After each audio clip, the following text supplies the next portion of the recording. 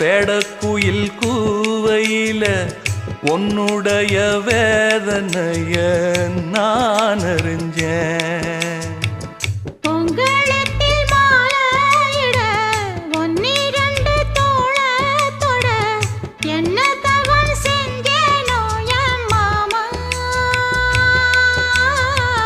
வண்ணக்கிளி கையத்தொட சின்ன சின்ன கோலமிட உள்ளம் மட்டும் வழியே நானே உள்ளம் மட்டும் வழியே.